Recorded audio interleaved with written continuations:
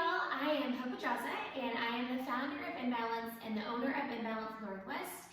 And I'm going to show you the 5 best and safest exercises that you can do now, even if you haven't moved in a year and a half, right? We are talking it's not even post-pandemic anymore. This is your pandemic life, and I know a lot of us kind of got away from our exercise routines or from our normal movement. So these are the best exercises to get started. All of these are Pilates-based exercises because Pilates is the best way to build strength and core strength and full body strength using your own body weight. It's all about the core, moving from the core, and allowing that to be your fountain of youth because it all comes from the core. So let's get started with these 5 exercises. So starting first, now when we're talking about the core, we're talking about from your shoulders down to the hips, right? So it's this whole section. So that's the exercises I'm going to show you today. So we're going to start on your back, and we're going to kind of work in the series of progressions. So whatever level you're at, you can go with it, right? So hands come back behind the head. So we'll start with feet down and legs together. Abs are pulling in already, so you want to feel the abs engage, your whole front side engaged before we start. And then on the exhale, we lift the head and shoulders. Inhale, lower the chest. Now, you might think of this as just as a crunch. We call it a chest lift because rather than just lifting the head and shoulders, or just lifting the head, we want to lift your shoulder blades, aim to get your shoulder blades, so leading with the chest off the floor. Now the next level here would be to bring the legs up to tabletop without letting anything else shift, right? So we've got a little bit of space here. I can put my hand underneath my low back. My shins are parallel to the mat, and I'm lifting the head and shoulders. Exhaling to lift and lower. Elbows stay out. I'm still leading with the chest. Tightening the abs and pulling the ribs together as we lift the chest up. Now we can hold the chest up here and go into toe taps. Just tapping one foot at a time. So we're holding your trunk stable, head and shoulders stay off the floor, right? So there's exercise number 1.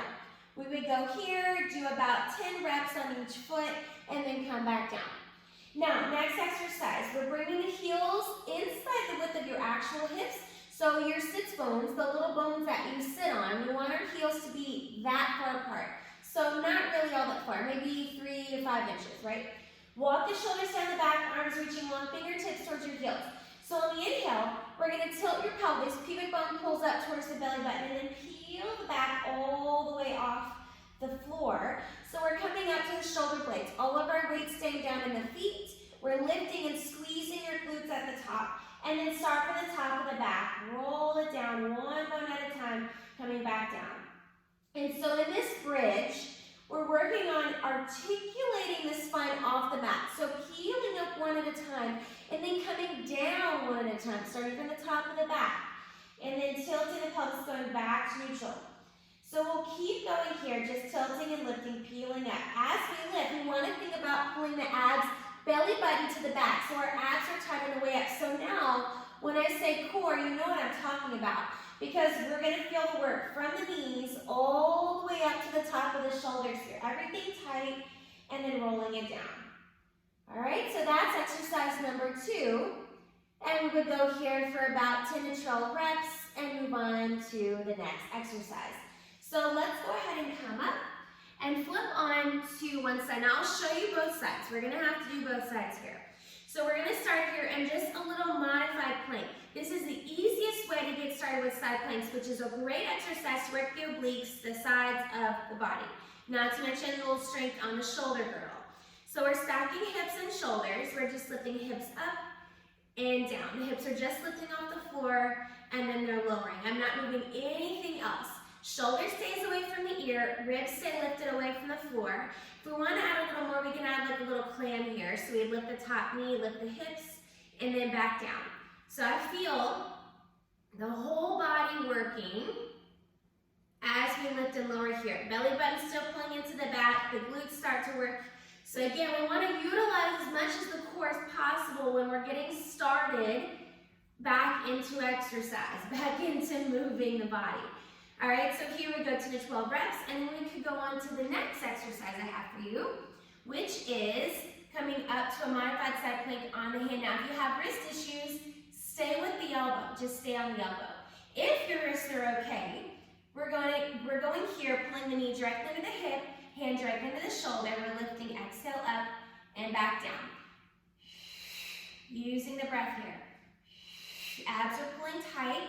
So right now, our hips are stacked one on the other. Shoulders are stacked one on the other. I'm just lifting and lowering the leg.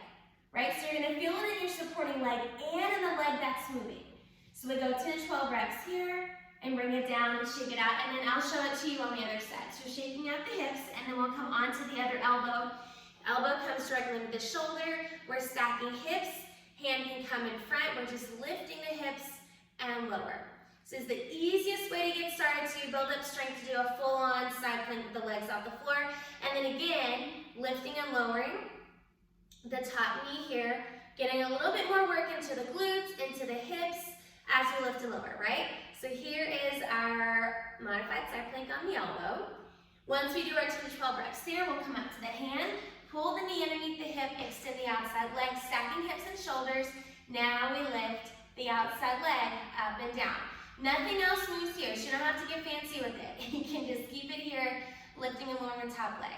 Getting in your 10 to 12 reps there. And then my last exercise I'm going to show you, those were 4. Number 5 is coming hands and knees. Knees come underneath the hips, they're hip-width distance apart. Hands are underneath the shoulders. Shoulder blades pull down the back and apart. So rather than sinking down to the shoulders, we pull shoulder blades apart, really stabilize. So starting here, alternating legs, just extending right leg and lower, and left leg and lower. Right? So now, when we're in this position, it may not look like much, but our whole midsection should be working. Abs are pulling tight, tight, tight up to the back. Everything is stable, so we're trying to keep the hips stable and the shoulders stable as we extend one leg and the other. If we want to get a little bit more balance, we extend opposite arm and leg, getting a little bit more work for the core. And now when you're doing this, still using the breath, we're all about the breath in Pilates. Still using the breath.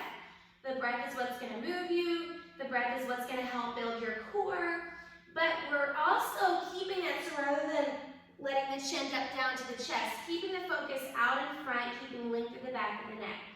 Right? And then the last progression here for this exercise, holding out one side. If you want to bring the hand down, it can stay down. If you're feeling stable, it can stay up. Back foot tap, lift. Tap right, so getting a little more glute work. Abs have to work a little bit harder. Tap and lift, so we would go our 10 to 12 reps there. Bring it down. Other side, we need to keep the hand down. It can come down or it's up. Back foot tap, lift. 10 to 12 reps there. All right? And that does it. Those are the 5 best and safest exercises to get started moving, even if you haven't moved in a year. And if you want more of this, then we'll see you in class here at InBalance.